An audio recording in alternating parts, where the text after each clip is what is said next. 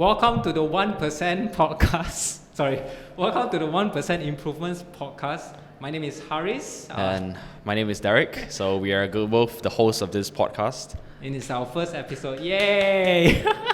Okay, so maybe before we touch on today's topic, maybe you can, Derek, you might give the why did we create this podcast? I think for me, the reason why when we talked about this topic, I think for me, my life motto is to be 1% better every single day. And I think Haris is someone who embodies this vision and this mindset as well. And I think it's very important to surround yourself with people with this similar mindset to keep you going, especially when times are tough. And I think if you see your life as a game, being able to become 1% better every day is you leveling up today. And 1 year from now, you're going to be a completely different version of yourself. And if you don't move every day, 1 year from now, you're going to be the same. And, you're just not progressing in life, which is fine, right? It depends on what you want. But for me, I want to always be better, stronger, faster, richer, happier. Why not? Yeah, exactly. So I agree that, I also like to always improve myself is because that, I don't know, do you think being better is something that you learn or something that's innate in you? I think learning to learn is something that you learn. Okay. No one is born with the skills to learn how to learn, right? And I think no one skill in today's world where things are moving so quickly, there's no one skill that kind of secures your future. Understand. But the only skill that secures your future is the ability to learn. But what I'm saying is that the attitude to be better, do you think it is something that is, you are born with, or something that you I think like most things, it's culture. It's culture. All right. How are the people around you like? How's the ecosystem like in your country or the place that you grew up with? Like your first. Both of us can you? So it's the culture, the people around you, your upbringing, your environment. Are people around you just slacking? Are people around you focused on the wrong things in life? So you're saying that it's more innate rather than... I think it's the influence that people has on your life, right? So if you spend a lot of time consuming personal development content on social media, then hey, those 5 personal development gurus are the people you spend your most time with. Right. But for yourself, were you in an environment, maybe since young, where you are with groups of people who always strive for the best? I think since young, my parents have always driven me in the direction of being better in every aspect. Since young, they wanted me to be good in sports, good in studies, good in manners, good in playing the piano, right? They've always wanted me to be a more holistic person. But as a child, I did not appreciate that. I didn't care. I was focused on just whatever I wanted to focus on. It's just growing up and seeing people like myself, the role models that I have in life. I think I can talk about this here as well. My role model is this guy called Patrick Grove. He's a very rich, successful internet entrepreneur.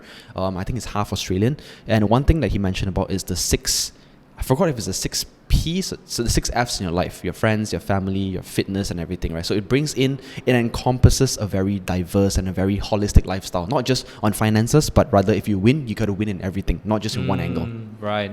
Yeah, I do agree that in life there's many aspects, right? Business, your career, your fitness, your relationships, whatever, right? So coming back to the question that I was trying to say, right, whether to better yourself, whether it's innate or culture or that surround the people that surrounds you, right? I believe that it is more innate than the people around you, because for me, I reflect on it with my own experience with my family. So for myself, right, why I say it's more innate is because if I were to observe my family, just number one aspect, fitness. In that aspect, I don't think my family members are into fitness itself, because I'm the person who has been consistently pushing myself into fitness. Right. And then my mom, I love my mom, but she always say, hey, why so early in the morning need to go run lah, need to do pull-ups, need to do push-ups? Why not, pray? Right. That kind of thing, right? Use your effort to pray. And then for me, it's just that, for me, I have an innate, urge to just not prove her wrong, but it's just to focus on what. Right. Can we say that, just to be clear for the Yeah. sake of this podcast, we're not downplaying praying as well, right? No, We're not, definitely. right? It's just to us. Correct. That's something that we value Exactly. a bit more, Yeah. right? It's just that yes, to other people they value it more than Yep. whatever, right? But for me, I value more towards Correct. the fitness part of it. Correct. Right. She might be more towards the religion part, which is But honestly, right, yeah. Haris, I think honestly, right, Yeah. I still don't think it's because it's innate, like you're think born so with though. it. You know why? Because I think that you're not factoring in maybe the kind of content that you consume, or maybe some way, some form. I think everybody. 'Cause, okay, look, I can share a report that I studied.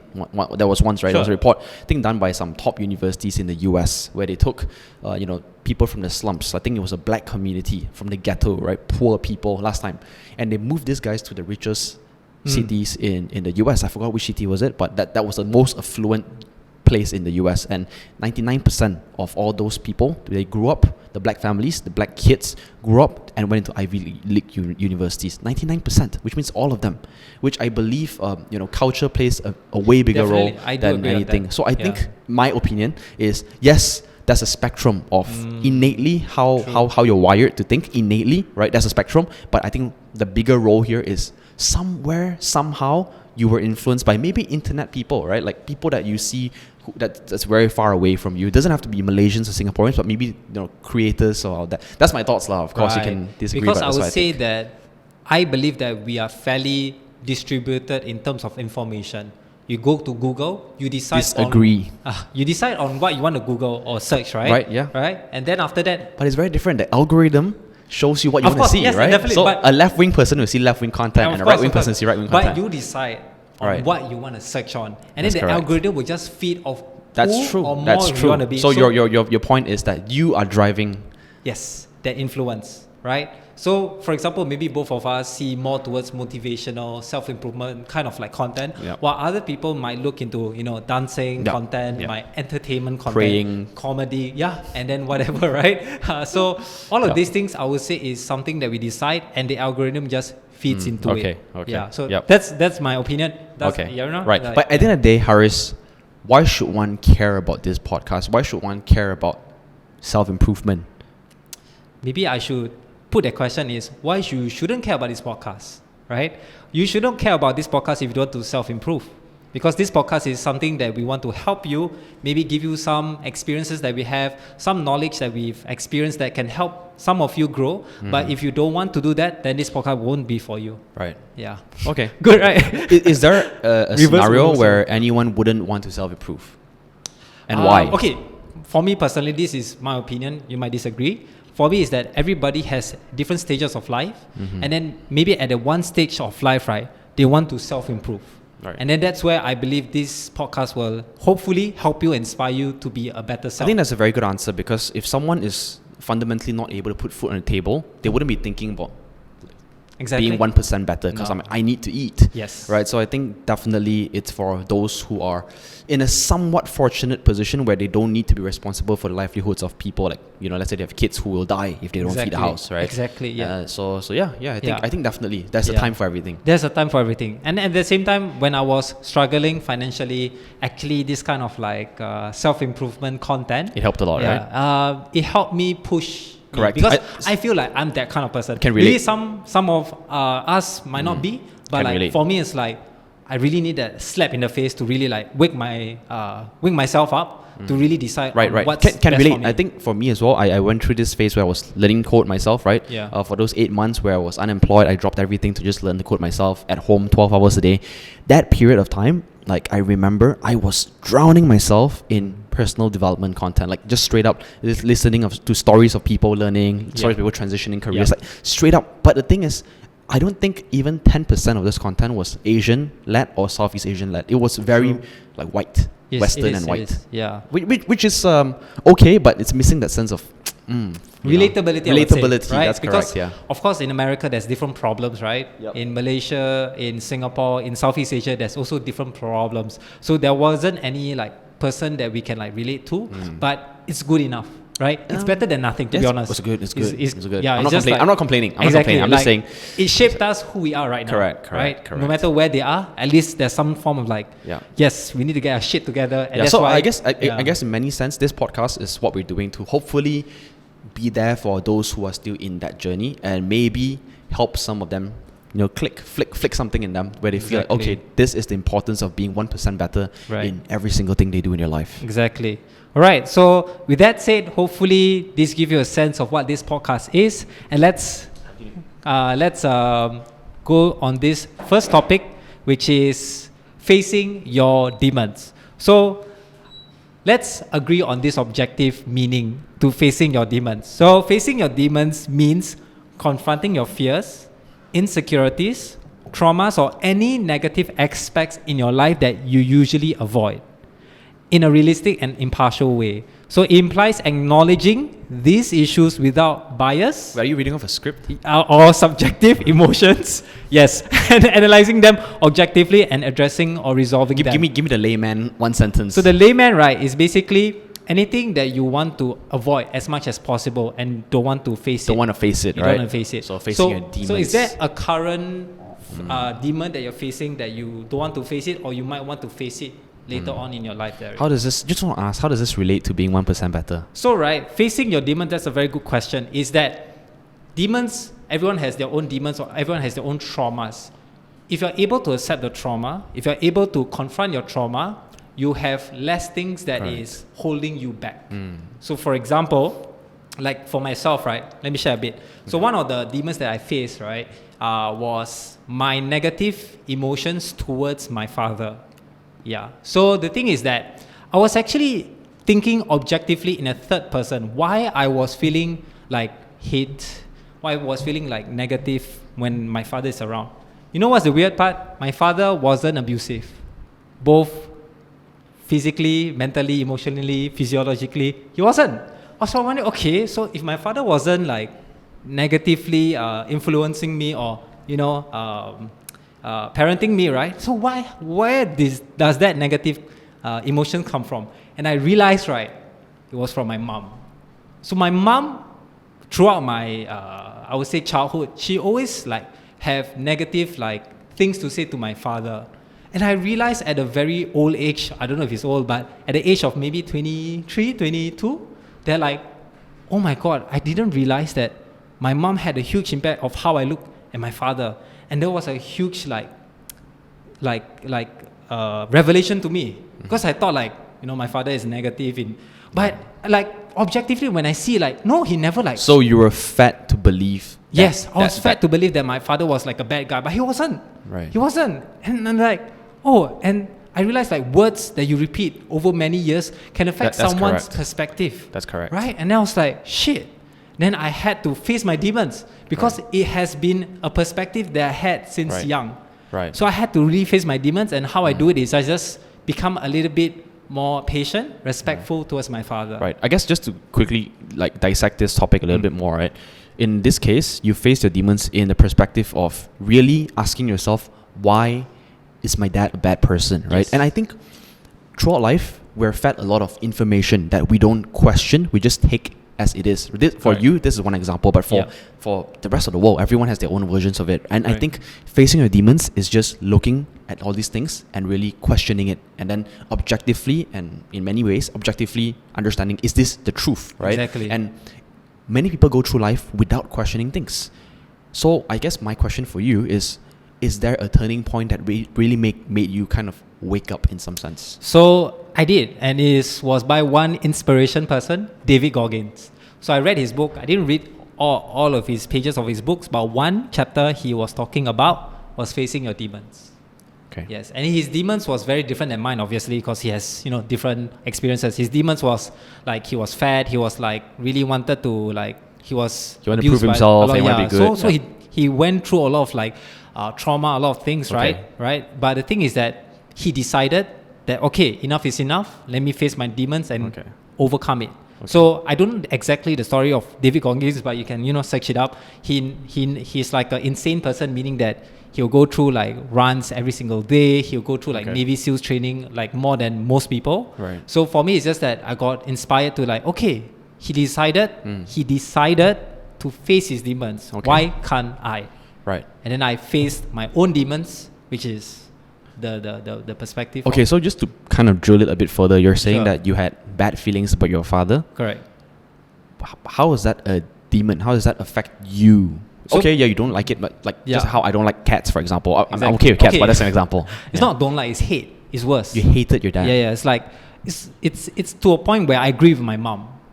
Like Right. my mom. So say- you were in some sense like psychoed by your mom. Correct. Yeah. But the thing is, I didn't know. I Okay. didn't know that it was my mom who influenced me, the perspective of my dad. So it's through reading a book that got you thinking Yes. and got you questioning, and then now Exactly. you're objectively measuring it, Correct. and you're realizing my dad isn't that bad after all, Correct. and then you question where did this information Exactly. come from, Yes. and then okay, so what was the The process. yeah? No, so what's the outcome of this? Wow, So how does the that relate outcome to is this topic? basically like before, I think I didn't really like talk to my dad. I really didn't like appreciate my dad, that kind of thing lah. Then after this, I realized like actually my dad has been just sorry to cut you off, but I think Yeah. thinking about people around me, I think I've had quite a few incidents. Not my parents. My Yeah. parents are. I mean, I'm okay with my parents, but I've had friends around me talking about a very similar thing that from what you're going through. yeah. They don't like their father for one of their parental figures because another one was talking bad about them, and over the years it just kind of went into which is not very good. It's not. So for me, I'm just not preaching. I'm just sharing. It's just that for me is that I want to have a good relationship with my parents, Okay. because they are the one who supported me when I Okay. was broke, when I was Oh, studying, yes. all of that, right? Yes. So for me, it's just that like I just want to have a good relationship throughout the years, right? Because like I'm dependent on them and they are dependent on me, right? So like, and then at the same time, like I also want to improve myself as a person, right? Okay. And one aspect of life is Okay. your relationship with parents, Okay. right? And then that's where like that book, and then just thinking about how Okay. I can improve different aspects of my life, join Right. together, and then I just like face the fear. Okay. And then I just become more patient, talk to him as a person rather than Okay. what my mom Okay. forced him to be. So this whole story that you're telling us is you're telling us your origin story, lah, right? What In a got sense. you realizing that you want to Exactly. be better? It's Yep. this incident. Yes. Right, and I guess we can talk about your demons later on, but if I can share my side in terms of how I got into really wanting to improve every aspect of my life. Yeah. Not just in wealth, not just in business, not just in sports. It's I actually don't remember the exact incident where it happened, but I'm a guy who doesn't like to be taken not seriously. I don't Was like there it an when people. experience? I believe there has to be some, right? Right. Where maybe people laughed at me for getting bad results in school. People laughed at me for not being able to do sports well. People laugh at me for Like they legitimately laugh like, at you? okay, I think like made fun of me. I think one Right. of it was like when I first started the business. Oh, back in okay. the days, I used to run a business, the Hacker Collective. It Yes. was a community where we brought hackers together to build things and all that, right? I think I remember someone, not one, not two, quite a few of my friends kind of just brushed me off and said, "Why are you doing this? Where's this gonna go? You have balls, man, Derek. Why are you doing this? I don't see where." They just kind of looked at me, like Right. belittled me. Right. And for me personally, it's these things, and being belittled is part of life. It's how you deal with it. And somehow, for me, the way that I realized since young, when someone belittles you, you win them. You don't suck it up and say, haha, yeah, I suck. No, right? Since young, I think this is also maybe from my parents. They always wanted the best for me. They always wanted me to do good in my grades and all that. So I think sometimes, last time when I was younger, maybe what happened was my grades were not good. What they will make me do is work extra hard.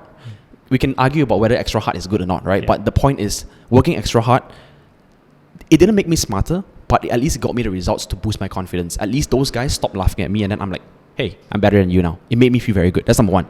Number two, sports. I remember when I was younger, I sucked. I liked playing badminton, but I just wasn't very good, But trying to get into the school team and being belittled, people looked at me and said, hey, I don't think you got what it takes, man. And they just looked at me like they didn't even take me seriously as a competitor, right? And I think then my parents, I think they play a big role. So they were like, okay, hey, go practice, go train. And me also, I actually put in the work. I went and trained. Then I became good enough. I joined the team, and that guy didn't make it in the team. Then I'm like, oh, hey, I enjoyed that feeling. So like, if someone asks me, why do I want to be rich? Why do I want to be strong and powerful and successful? It's not to be arrogant. It's not to bully people, but it's to be able to strike twice as hard when I'm getting attacked. Does that make sense? Yeah, that's me.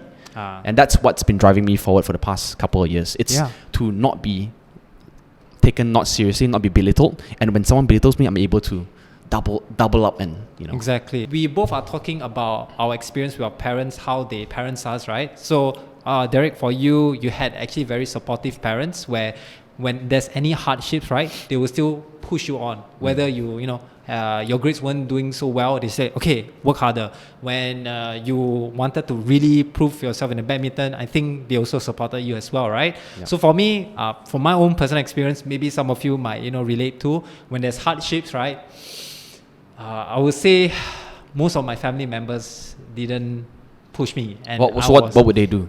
So for example, like when I started my own business, right? And then my mom would be like, hey, why you always at home staring at the computer doing nothing, that kind of thing. For me, I understand where she's coming from. And then my brothers might not support me in terms of like running my own business kind of thing. So like in terms of support, I didn't really have a lot in a sense of like where I need it to be. But I realized one thing also that really helped me is that nobody's going to save you. Nobody is going to support you. And then that's where I had to really just put the responsibility to myself and say, okay, since nobody want to support or save me, at least I support myself. And that's where like fitness was very important to me, because that's something that I can control and something I can strive and something I can measure. And then same thing with business, something I can control, something I can strive, and something I can be better. Everything is within my control. So that's where I see that, being self-improvement is just part of how I can be better, how I can strive, and how I can control, that kind of thing. So even there's many stages in my life where most of the time my parents don't really support me, all of that, which is fine. Because for me, what's more important is myself. And maybe it's not a good or bad, perspective, but that's how I think, and that's how I am right now, which I think is a better solution than just, adding the negativity and listening to the advices from people around me. Right. So, like that's why in the first part of this podcast is whether self-improvement is innate or culture. And I believe that it's a spectrum. It's just that when you're in the other spectrum, or where there's not a lot of support, you have to decide. But when you're at the other end of the spectrum, it's so much easier for you to strive better. But when you're at the other end, like for myself, I see it's like you really have to decide and really take seriously on self-improvement. So hopefully in this podcast, we put these two types of people, where people you are in a very supportive environment and where you're not. So that at least we have two different perspectives. So it doesn't matter. It doesn't matter whether your friends, your family, your upbringing, don't use it as a crutch. Don't use it as an excuse. You do you, right? Because at the end of the day, no one's here to save you. Use your advantage that you have. Really, like if you have supportive parents, go ahead. Like okay, likewise, don't use supportive parents as a crutch, because someday they're not gonna be here, they're right? Not gonna, so at the end of the day, I think what you said just now made perfect sense. You're on your own. No one's gonna save you. In fact, I'm gonna tell you this: most of your friends don't even want to see you succeed. They may say they want to see you succeed, but they may feel better when you fail. It's just life, right? No one cares about you, except maybe your parents or yourself or your business partner, whatever, right? But no one really cares about you. So protect yourself and take good care of yourself. Exactly. Because I think that mindset itself, when you believe that no one cares about you, it made the responsibility... It's on you. It's on you. Can't run. And I believe, that's where actual 1% improvement really comes from. Because once you take responsibility in life, I don't know if you agree, Derek, that I think life is, not say easier, but you have more control and you blame less on other things rather than yourself, right? I literally don't blame anything on anything else besides myself. So today, if this company fails, it's on me, because I didn't trust the right people. I didn't spend the money properly. I didn't reinvest the money on things that will grow the company. I screwed up. I'm not going to blame my staff, because I was the one who entrusted it to my staff. So it's all on me. If my staff doesn't work well, it's not his fault. It's my fault for hiring him and not getting someone else. It's my fault for not training him well enough. So it's all on me.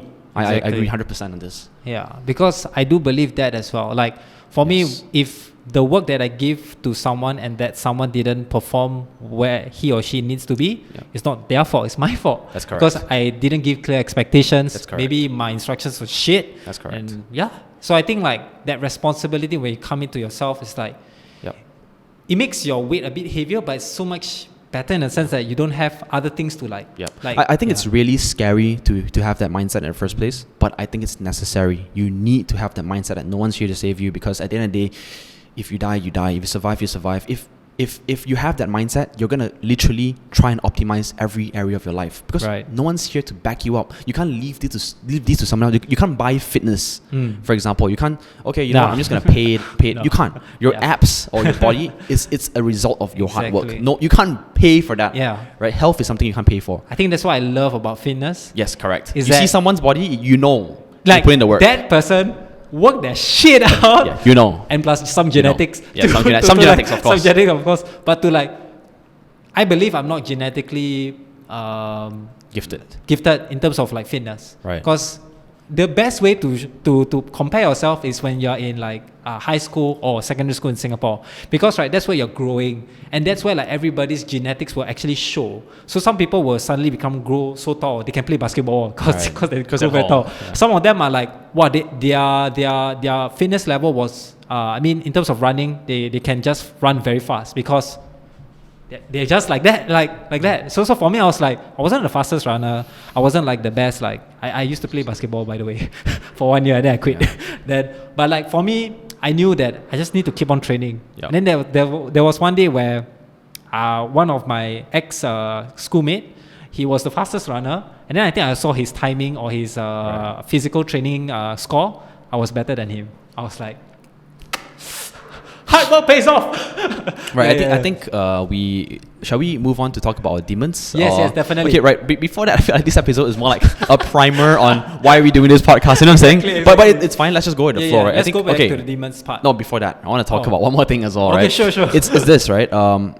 Why improve 1% in many other things when you like fitness and like, because right now we're talking about getting 1% better. But I'm talking about being better in fitness, being better in health, whatever, right? The question is, why not just focus on one and be 10% better in one rather than 1% everywhere?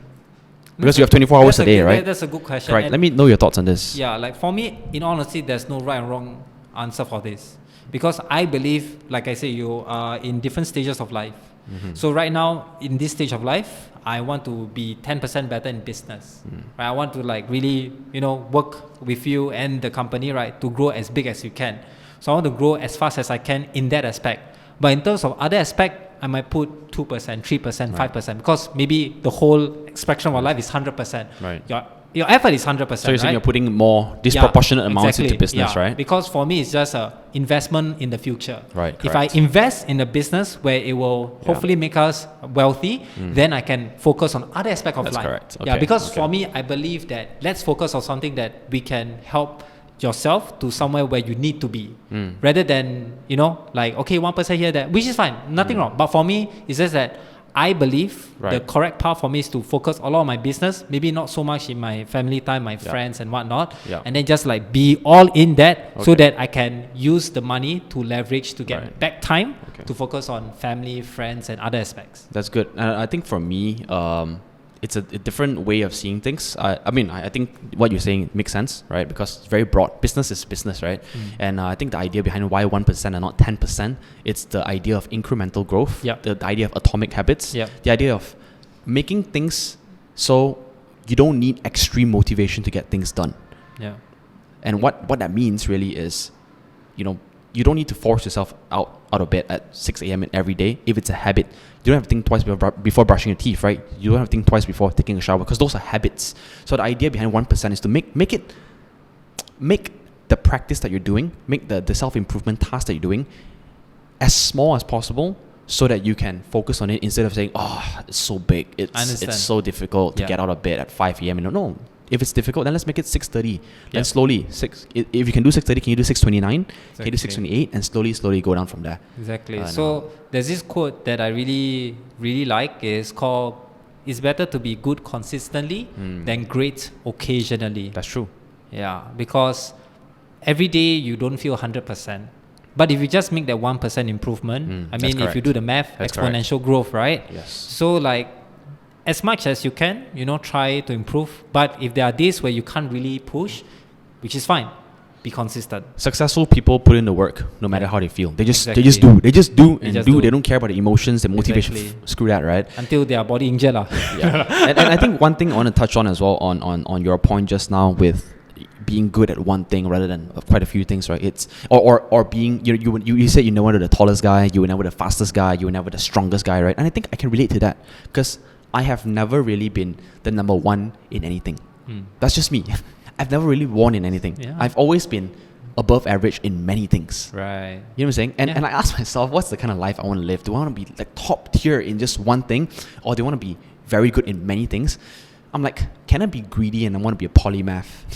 You know, I want to be really good in many things. I know it's not possible because everyone has 24 hours a day, but that's something I'm still trying to crack to be like world class good in, for example, in business, because I'm putting most of my eggs in my business now, right? I need to be world class. I want to win. I want to be the leader in this industry, right? That's number one. Then with fitness, with my CrossFit, with my Brazilian Jiu-Jitsu, things that I'm training, even though I'm still very new now, I'm still white belt, but I'm like, can I be world class level and not just focus on one thing, but rather you win in both business and that, right? No, you don't want to be a businessman who's like fat and unhealthy and don't have a life, no friends, no family. Yeah. It's not good. I'd rather be I want to be good at both. No, I totally agree. And there are people who are already good at both, right? Yeah, One of them is, I think I shared with you, Nick Bear, right? Nick Bear Fitness. He runs a supplement company. He's pretty successful in it.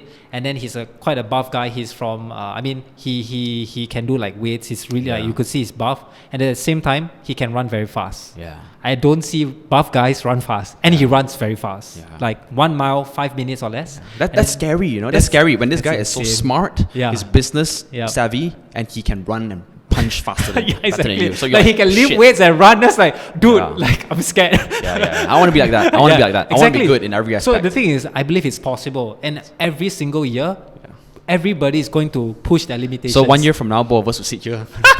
Hello. Hey.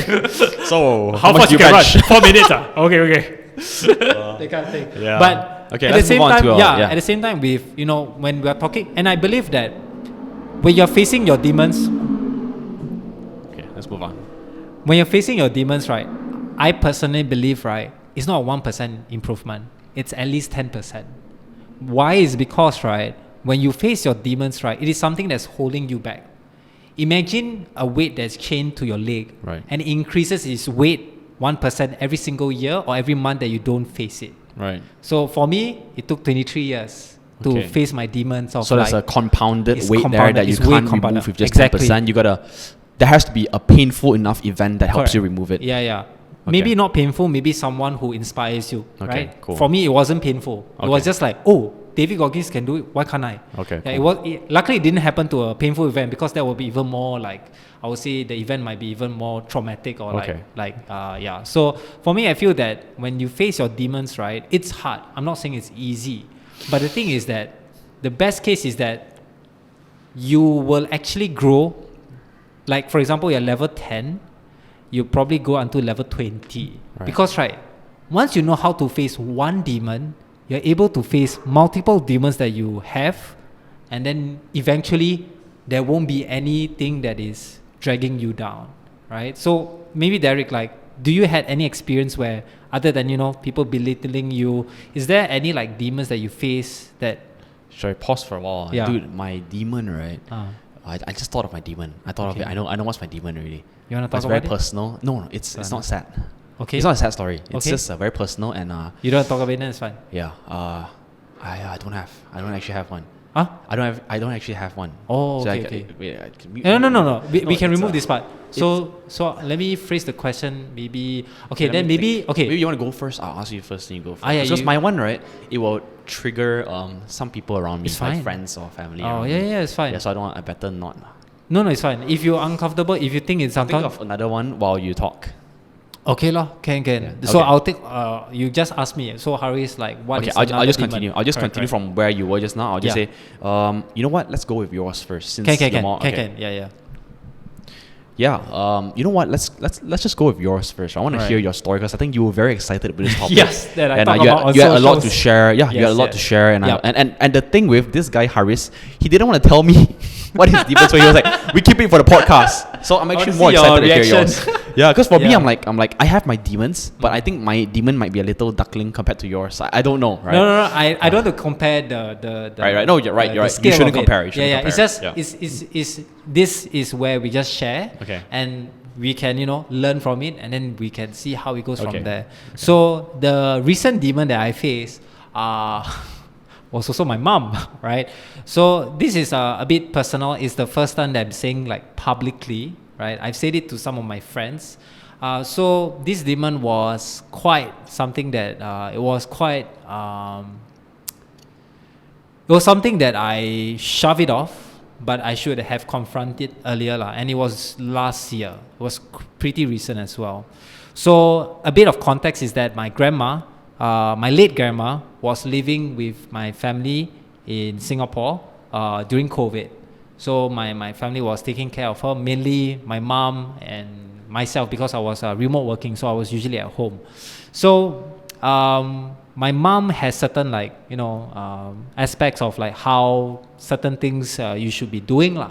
And then there comes to a point where she has arguments with my grandma, and my grandma is not a very she don't say bad things. She just like accept it because I don't know, like that's her, right? And then there comes to a point where my mom was quite physical with her. My grandma is not strong. She was 90 years old at least, right? And my mom is like maybe in her 50, maybe 57, like that. So she was quite physical with my grandma, and there are points where I saw that physical events happen, and I was very like triggered because like why are you bullying someone who's old? And I confronted my mom. My mom wasn't angry, and then there are times where my little brother was in the house, and then he saw that happen, and then he was angry, and then I had to mediate because my little brother or my big brothers there sometimes might get very physical, so I had to mediate as well.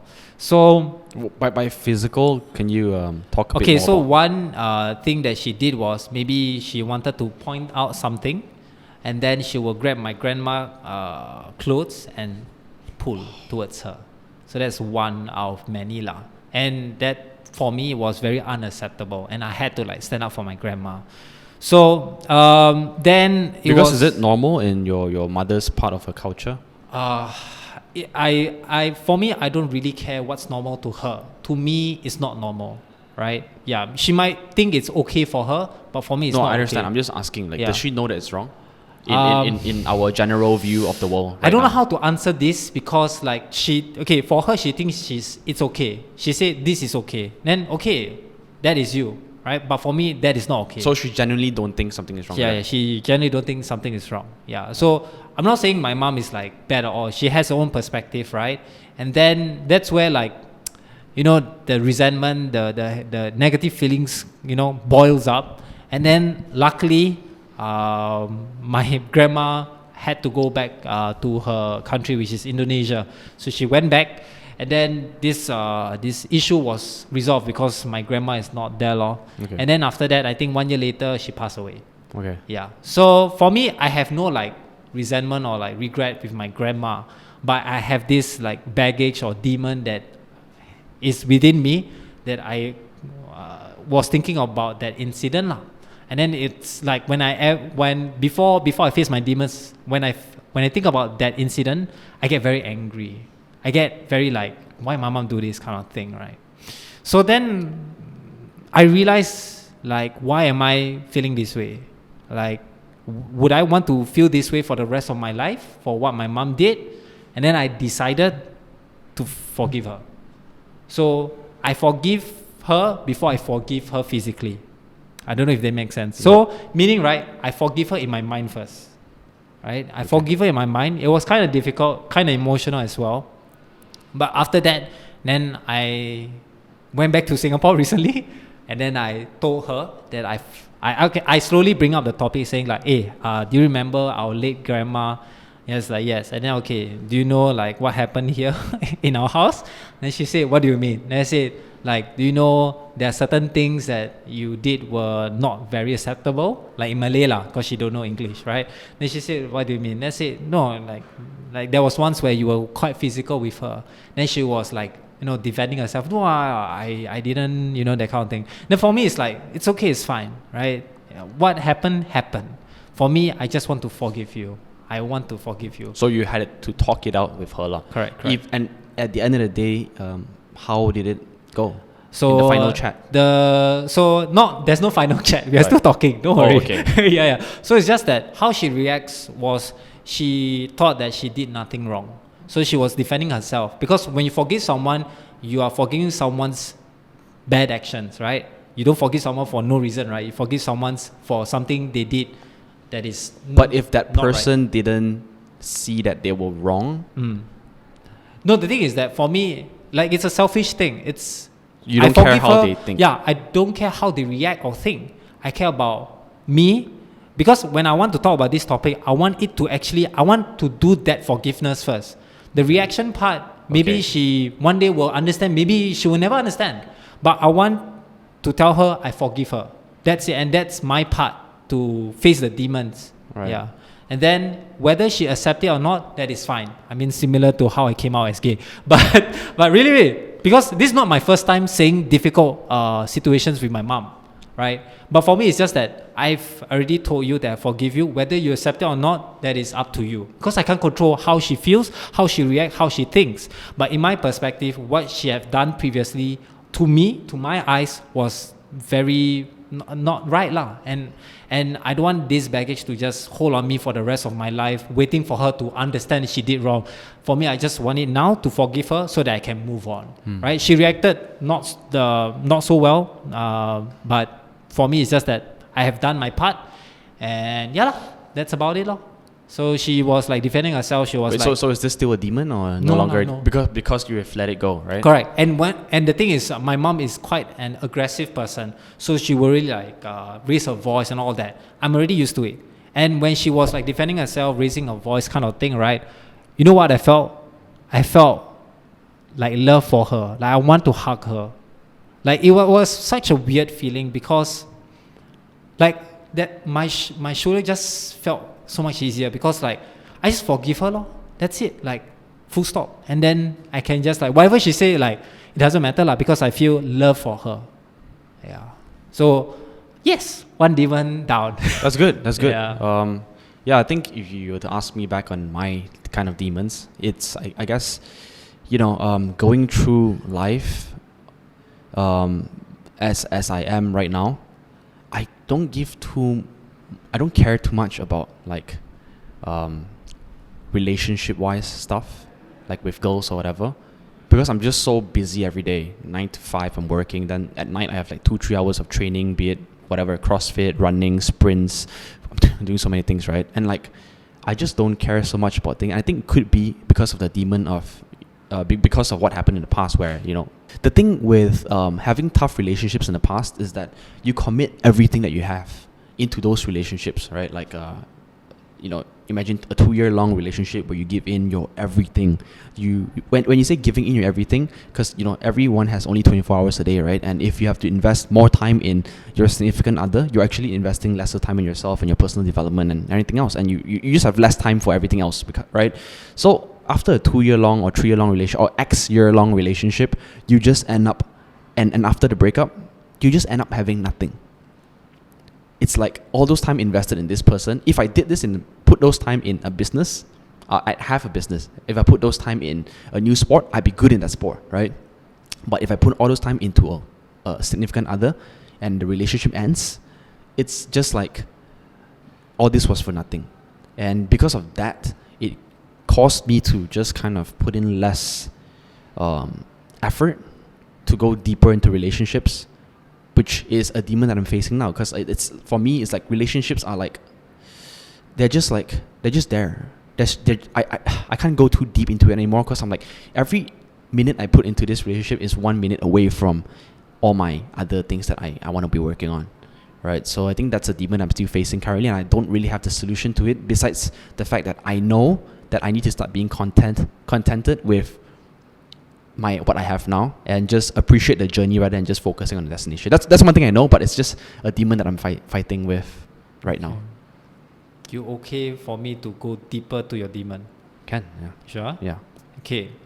So do you think that for this demon that you're facing is because of the past relationship that you had? Yeah, right? For sure. I think it's definitely because of the past relationships that I've had. Okay. So the reason why you don't want to face this demon is because if you were to invest in other things other than your relationship, there's something that you have versus the relationship that might not. That's correct.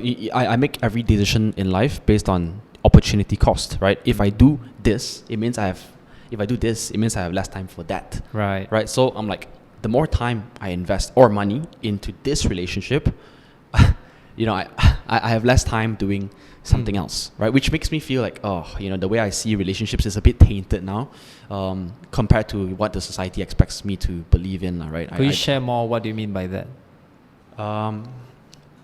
I don't think. I just don't think it's worth going serious into relationships. Yeah, I think it's difficult for me now after all these bad experiences. I don't know. So you think that in your stage of life right now, it's something that definitely I can't put relationship as my number one.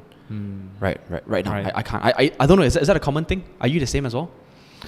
No, for me is that I just am acceptive to whatever you feel that you think is right. No, for yourself. For myself, for me, it's just a personal Are you thing. ready to go serious and, right now, I think right now we have fairly similar lifestyles. We work all day, then we train at night, right? Yeah, exactly. So would you be okay with sacrificing 3 to 4 of your night times on a date? So the minimum requirement for me for a relationship is multiplier. The person must multiply me in terms of growth. If the person don't help me grow, there's no point. Yeah, it's a bit selfish. Wait. We're not talking a business transaction no. here, right? We're It talking sounds like significant other, right? Yeah, a significant other for me, right? Because I haven't had like a very long-term kind of relationship. But I feel, yes, I understand that you need to spend time with your significant other, your partner. But maybe I'm a bit more selfish in my time. So my time I can never take back. I can never get back the time that I've spent. Yeah. So for me, the time that I spend with someone, my significant other or my future partner, must be something that I really want to. And usually the really want to is I want to grow. If I can't grow with you, there's really no point to be with you. It sounds stupid lah. What if you care about business and they don't care about business as much? No, I won't be with them already. That's the minimum. So it's like.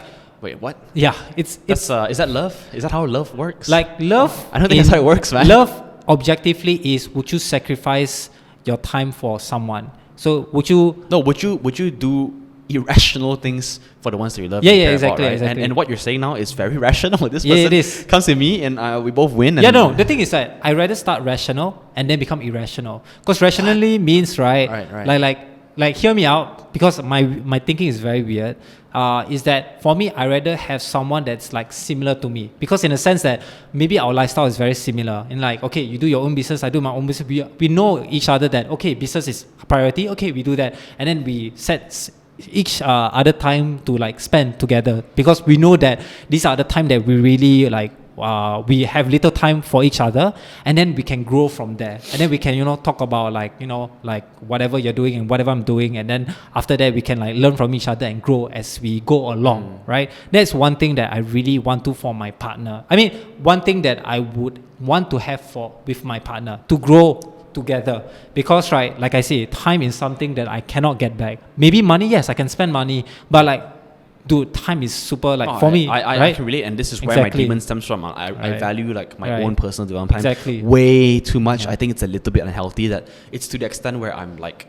Why do you think it's unhealthy? It's unhealthy because if you have a girlfriend or a significant other, you're expected in most norms, in most cases, you're expected to play your role as a boyfriend or a provider. Yeah, you're expected to play a role. Understand? And if you don't play a role as a boyfriend, and to me, the way I see it, if your girlfriend is just like another transactional partner that you do things with, then it's not really a girlfriend anymore. Love involves sacrifices. Of course, yes, right? definitely. And then if there's no sacrifice, then it means it's rational. And if it's rational, it's not. I mean, it's that's hard to to you. Be love, right? Yeah. Like for me, I would say that in a way, in a relationship, you start off chemically infatuated with one another. So logic doesn't play a part in the first few months or even years, right? But then once you get bored of someone, that's where love comes in, where you have to spend every single day of your life with that person, and maybe once you get married, you have to spend every single day of The your life. practical aspects of Like that for comes me, in. like I see marriage is something that you should really think about. It's not like, oh yeah, 5 years with you, okay lah, go married. No. I'm like, will I be happy with this person Right. for the rest of my life, Right. with whatever they have, whatever baggage they have or what, with me, that kind of thing. So for me, it's like, in all honesty, I'm okay dying alone. In all honesty, I'm okay dying alone, but I need to have kids. That's it. Yeah, for me, it's like kids is way better than a partner. Yeah. So like, So what's the 1% improvement? 1% point in improvement this? of this is that, for me, to be honest, like, really imagine time is something that you have that you cannot take back. What will you do differently? What will you, one small thing you do differently? So imagine, okay, you have a lot of things. Maybe stop watching anime and maybe start reading a book for 5 minutes. Right. That's it. Yeah. Time. Okay, 5 minutes, too easy. 10 minutes. Yeah. What do you learn? I think I'm taking that to an extent Yeah. where it's a bit too extreme. Yeah. That's No, I think it's fine. I think and it's that's why fine. I'm sitting here. No, I think for both It's a of bit too us, extreme, yeah. I think for both of us, our point of view might not be a norm. I think that's why I say earlier in this podcast, you shouldn't watch this if you're not in the stage of life where you Yup. want to improve, right? Correct. But for those who want to improve, right, you have to sacrifice. There are sacrifices to be because you at have the end of the day, to- we all you only have have to. 24 hours a day. If you compare Exactly. yourself, I think the kind of viewpoint that I kind of have is I ask myself, if I compare myself with an alternate universe version of the Derek over there, right? Can I outwork this guy? Mm-hmm. Can I be better and can I destroy this guy, right? If I cannot, then I'm like, we're both equals. So why can't I? That's because that version of Derek is working every single waking hour and he's getting optimal rest, the best nutrition, he's working out, he has good relationships with his friends, doing good in business, and he's just optimizing every part of his life. And for me now, I'm trying to be that version of myself. Nice. I guess the only demon that I can't solve is this one, the whole thing with like relationships on that. Right. I just cannot, which is a shame because love is so important. The world runs on love. The world runs on relationships, and it's a part of the Love puzzle with that a I've been missing partner out. or with people? Both. Do you need a partner to feel I love? believe that humans need partners, right? Partners, is that just 1 or 10? I don't know. I don't have a strong opinion on that today, but I believe you need a significant other to really go to the extent enough. of love that cannot be unlocked for different people. Yeah. That's a different use case for everything, For right? me, I disagree, but I respect your opinion, right? Yeah. Because that's how we improve, right? Yeah. You don't have to like. Yeah. Oh, Okay, so your point of view, right. your view of love is You have to be rational first, and then irrational. no. later. I mean, you're talking about But love for the right? world. Oh, love for the world, right? Like for me, I feel love is more towards like, I mean, in a rational point of view, like, but irrationally, like love is something that you don't mind sacrificing certain things to be with someone. And for me, I would sacrifice some of my time and like my patience, or Yep. like I'll be more patient with my little brother, with my mom, with my Right. dad. I love my parents. Like I don't mind having their different nuances. My mom is like, to most people, not a nice person to hang out with, but I love hanging out with him, her, that kind of thing. Okay. So I rather sacrifice for them. But with a partner, my standards and my Yeah. filter is very, very, very high. Yeah, And I guess the difference yeah. between the both of us is you're ready to die alone, right? I guess I that's mean, no, not alone, with kids. with kids, right? You're Kids. ready to die without like a significant other, which is a peer, right? Yeah. And I don't know if I'm ready for that. I don't know, right? No, That's, it's fine. Like, It's yeah. everyone's different, right? And everyone for me, is it's like different. it's Exactly. like I want both. I want it all, but I'm not ready to put in the work, right? Because the work is being done everywhere else. All Except- focused on myself, of Yeah. being stronger, better, faster. Exactly. Look at the right nootropics, the right nutrition, getting enough sleep. All these things, they take time, man. Of course, I'm telling of course. you, man, it takes time. So it's something that, if anyone watching this is going through the same thing, let me know your thoughts on how I can get past this demon of mine, because I would love to hear from you and I would love to overcome this. Exactly. Yeah. So I guess like hopefully in this podcast you've learned that everyone has their own demons, whether it's through their families, through relationship, and through other things as well. But I would say from my personal experience is that when you actually go through your demons, right? Like you can, like, you don't have anything else that's holding you back. Right, yeah. Right? Like, for example, you want to punch somebody, but suddenly you have one, like, weight over you and you can't punch 100%. Yeah. Once you face the demon, Oh, yes. oh my fucking God. Like, you can punch 1000%. Right, 'cause and that's how I nothing's holding you feel. back. There's nothing holding me back. Like, it takes a lot of effort to just go through that, but it's not a 1% leap, it's a 10%. I think or that's a even good. I think that's good, right? Living a life where there's nothing holding you back. Correct. Right, because a lot of people, they have either bosses or Understand. their wife Understand. or their I kids, whatever understand. holding. Yeah, And for yeah. me as well, they have debt. For example, they bought Exactly. a house when they're not ready for it. They bought a car when they're not ready for me. I enjoy the life that I have right now to the extent where I can do whatever I want, and I can punch hard if I want Yes, to punch, right? exactly. Nothing's really We are holding me back fortunate, today. I would say. Yes, we are very, we're very for that. fortunate. So I think that's something Yep. that I'm very happy about, being Yep. able to go all out in whatever I Correct. want to. Yeah. It's just, I guess, for me, this, whatever I mentioned just now, those are my Demons. my demons. And I Correct. guess my origin story Yep. really is the fact that I was, like, Exactly. belittled when I was younger. Yeah, right? yeah. So yeah, I think everyone needs some form of an origin story, because someone who has led the perfect life, someone who has led a life with no difficulties, not to say cannot, but it's going to be a bit more difficult for this person. So that's why don't be sad that you're going through. If you're in a point of life where you're going through a slump, if you're feeling down and you're feeling like things are not working out and you're feeling a bit negative and depressed, don't worry. Just understand that it's not how the world treats you, it's how you face the world. Exactly. Right? I could be sad. If someone wins me, I could be saying, oh no, I'm a loser. I can't win there. It's okay. I accept it. I'm weak. I'm weaker. I'm slower. But no, you need to have the mindset that you're both equal. And how the question is, how can you work harder to then be better than this person? Exactly. How can you be a brutal animal, a beast, to go all out to achieve those goals, to win your competitors? And Yes. that, like, for me, right, that's what unlocked the 1% improvement mindset for me. Right. Yeah. So honestly, yeah, the whole demons with, like, relationships and all that. Right now, I'm still not too concerned yet, but maybe the time will come. So still need some advice. No, because everyone has their own timeline. Yes, and timelines is Exactly. important, right? Yes. What I'm saying now may not apply to, let's say, a 40-year-old, Yeah. or may not apply to, like, a 15-year-old. So Exactly. everyone, Has- and by the way, the absolute number for age, it doesn't matter. Exactly. It's just your point in time. Everyone moves on a different pace. Exactly. So yeah. So like, I would say that, I mean, Derek's point of view of, like, be competitive kind of thing. Yeah, I mean, I understand his point of view, but at the same time, let me be a bit more empathetic. I would say that hard times make tough people. It's not a quote, it's an actual truth. Yeah. Right? You cannot get stronger if you were to just work out one day. You get stronger when you work out for a few months or a few years. Right? So, and what I mean by workout is that your body need to destroy your muscles to get stronger. So this different situation in your life where it looks like shit, you're going to be a stronger person after it. That's correct. That's Yeah. correct. Yeah. Diamonds are created from pressure, Pressure, right? You exactly. need something. So be thankful that you have that thing. Okay, I mean, okay.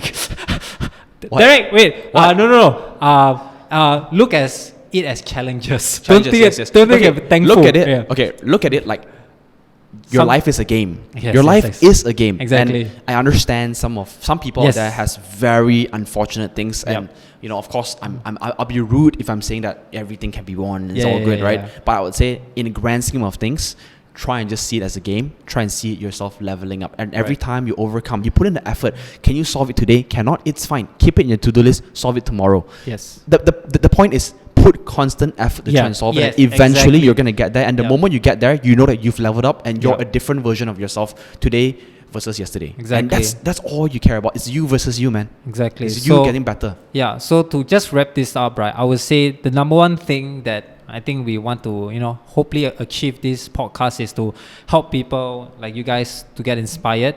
And then at the same time, like the different, hopefully actionable steps, right? Facing your demons is a very hard thing. But one thing that maybe I haven't really helped you guys understand is to acknowledge it. That's number one thing that you have to do. Because if you don't acknowledge it, there's no problem. So you should acknowledge it and understand if there is a demon or not, right? And then after that, once you have that, then that's where it gets a little bit easier to solve the problem 1% at a time, Because for me, I'm a bit extreme. I just think of the problem a few days, solve already. Some people might take a few days, a few months, even a few years, which is fine because everybody has their own way of, solving or facing their demons because everyone has their own timelines, right? So like for Derek, he still might not have, a timeline to solve it. Maybe he'll just... It's a demon that he's okay living with yes. for now. Yeah, for now. Until... But if you're not okay with it, you need to take Exactly. action right now. It's different. Yeah. Yep. So like, and it depends on how you see that demon, if you want to solve it now or not lah. But for me, the faster it is, the more better. you can. Why not? Yeah, the faster. All right, so that's about it for this podcast. If you want to know more about this podcast, let us know in the comments below. Like and share to this who thinks it's beneficial to everyone else. So with that said, thank you so much and see you in the next one. Bye bye.